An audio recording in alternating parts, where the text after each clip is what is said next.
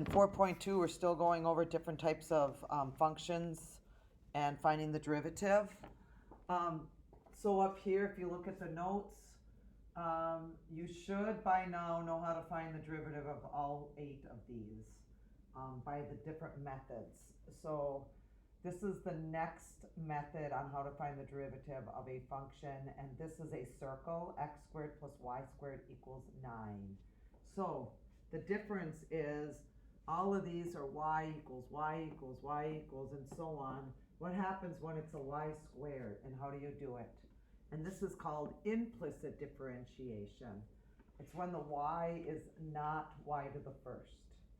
So you find the derivative of x squared like you always do. The derivative of x squared is 2x. So this is the new part right here.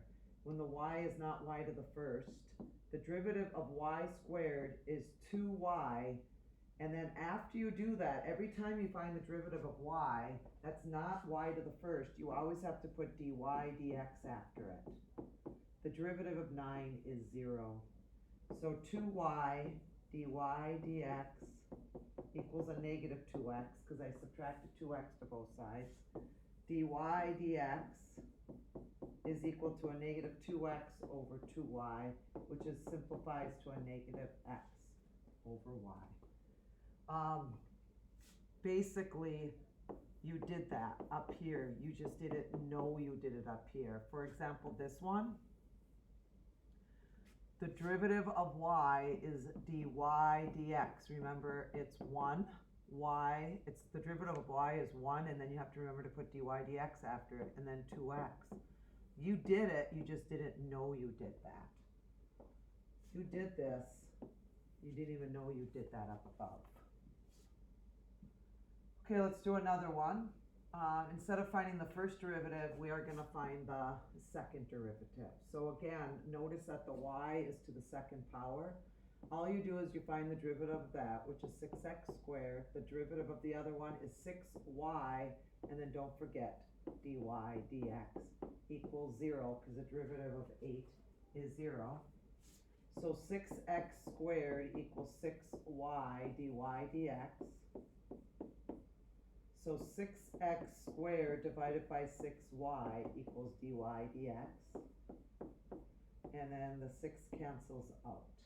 So we have x squared over y, but the directions say don't find just the first derivative, find the second derivative. So now we have to find the derivative of this one, and we're going to use the quotient rule to do it, because we have a fraction. So it's the low times the derivative of the high minus the high times the derivative of the low, and the derivative of y is 1 dy dx all over low squared equals the double derivative.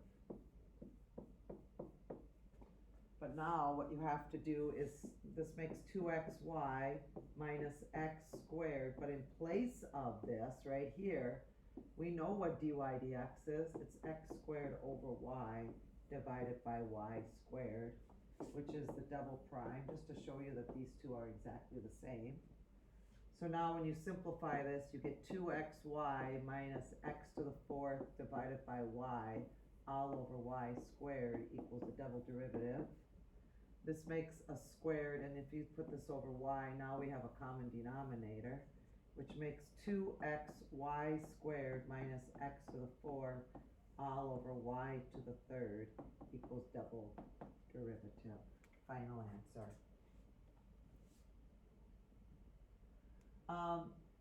This is not implicit differentiation. This is just another technique on how to do derivatives.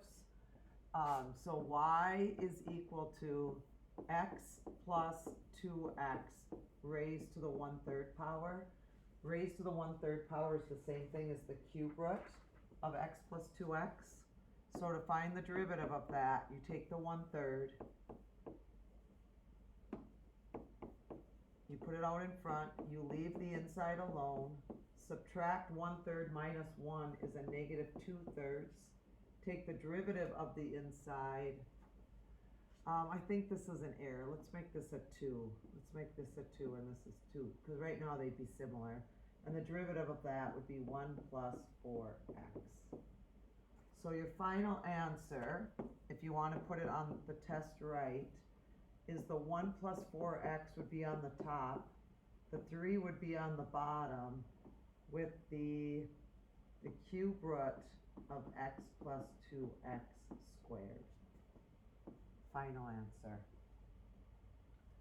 This one, I'm going to bring the 6x minus 3 up, so I'm going to raise it to the negative 1/2 power.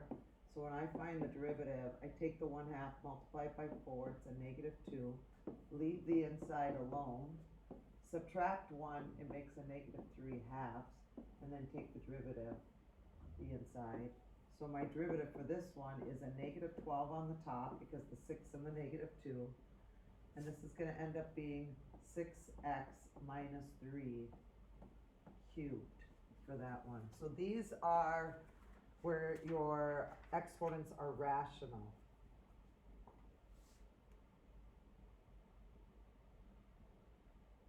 Okay, let's go back to implicit differentiation, and we know to do implicit because the y is cubed or the y is squared. So to find the derivative of this, you find the derivative of x cubed, which is 3x squared. The derivative of y cubed is 3y squared dy dx minus, the 9 is a constant, so I'm going to take it out. The derivative of 7 is 0. Okay, so I took the 9 out, and what I have to do is I need to find the derivative of that, and I'm going to use the product rule to do that. The product rule is x times the derivative of the second one, which is 2y dy dx, plus y squared times the derivative of x, which is 1. Okay, so what is it simplified to? It simplifies to 3x to the second plus 3y to the second dy dx. Distribute the 9, you're going to get negative 18 xy dy dx minus 9y squared equals 0. So this is going to look like 3y squared dy dx minus 18xy dy dx equals, I'm going to bring these two over to the other side, which will give us 3x squared plus 9y squared. So I brought those two over. I left the left-hand side with dy dx, and I'm going to take out the dy dx. It's called just the dy dx is what I'm taking out. So I'm going to be left with 3y squared minus 18xy equals 3x squared plus 9y squared. And now I can divide both sides to get dy dx alone. Final answer, 3x squared plus 9y squared divided by 3y squared minus 18xy. And this probably won't be the answer on the AP test because they all have a 3 in common with each other. So the final answer on the AP test might say dy dx equals x squared plus 3y squared divided by y squared minus 6xy. Final answer.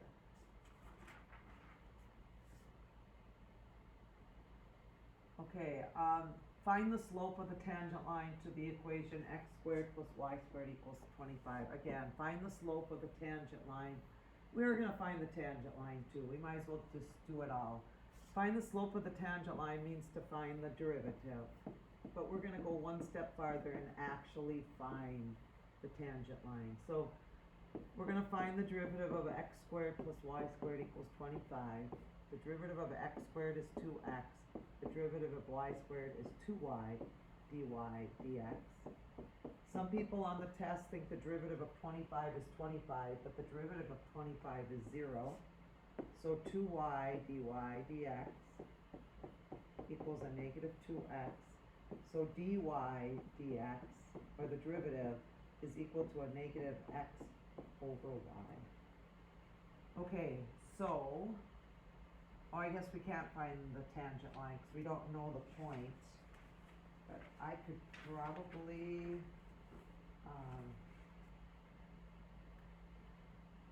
let's find it at the point 3 comma negative 4. We might as well keep going. So you're going to do y plus 4 equals something x minus 3. We're going to find the actual tangent line. This is the equation to find the slope. Well, if x is 3, you're going to put a negative 3, and y is a negative 4, so the slope is 3/4. So y plus 4 equals 3/4 x minus 9/4. So y is equal to 3/4 x minus 9/4 minus 16/4, which equals 3/4 x minus 25/4, or negative 6 and 1/4. Okay, I think this might be the, looks like this is the last problem. Find the slope of the tangent line and the normal line to this one. So we're going to find the tangent line and the normal line, and we're going to find the slope of the tangent line for this one. Okay, the derivative of x squared is 2x. The derivative of this needs to be the product rule. So x squared times the derivative of y cubed, which is 3y squared, dy dx. So instead of using dy dx, I'm going to use y prime, plus y cubed times the derivative of x squared, which is 2x, plus 2y dy dx, or y prime, equals 0. So you're going to get 2x minus 3x squared y squared y prime plus 2x y cubed plus 2y y prime equals 0. This and this does not have a y prime or a dy dx, so I'm going to bring those over to the other side.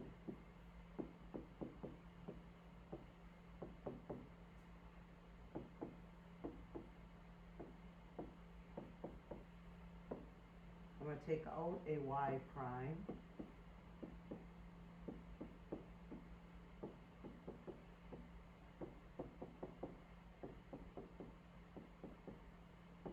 And I'm going to divide everything so I can get y prime alone.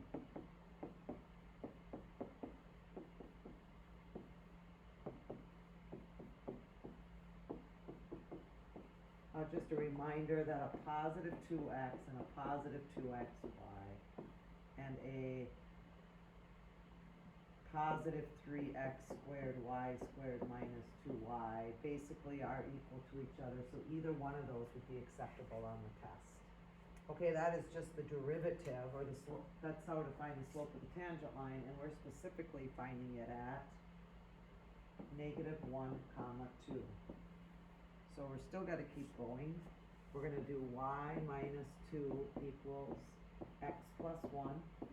And we're going to do y minus 2 equals x plus 1. This is the tangent one. And this is going to be the normal. And this is the formula to find the derivative. You're going to plug a negative 1 in for all the x's. So it's going to be a negative 2 plus 2 times a negative 1 times 2 all over 3 times 1 times 4 minus 2 times 2. So you get a negative 2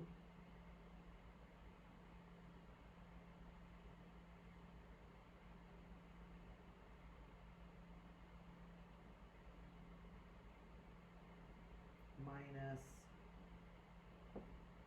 4 divided by 12, take away 4. We'll just put it right there.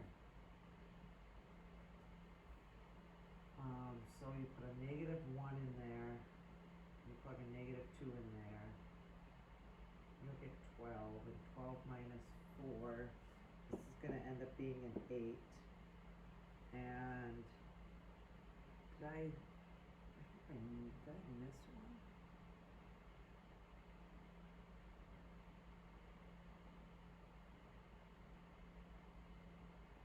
I missed a y cube somewhere. Where did I put this? Right here. I missed my y cube, sorry. I just noticed that. That doesn't do the bottom, but it does change the top. Y is 2 to the third. So this is going to be 8. This is going to be 16. Negative 2 plus 16 is going to end up being a 14. And 14 eighths is the same thing as 7 fourths. I missed this little puke right here. So this goes 7 fourths goes here. That's the slope of the tangent line, and a negative 4 sevenths go here. That's the slope of the normal line. If there isn't another one, I might add another problem. Let me just see if there's one more here.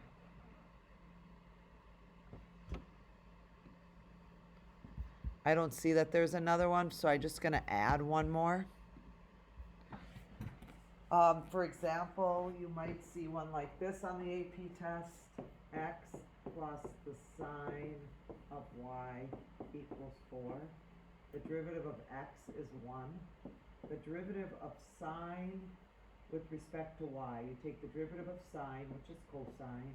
You leave the y alone, and then you take the derivative of y, which is 1 dy dx, equals the derivative of 4 is 0. So the cosine of y, dy dx, has to equal a negative 1. So dy dx is equal to a negative 1 over the cosine of y. But this is where you need to know your trig. You should know that 1 over cosine is the same thing as secant. So there's just another example on how to do that. So, okay, I think that's it for the notes for 14.2, implicit differentiation.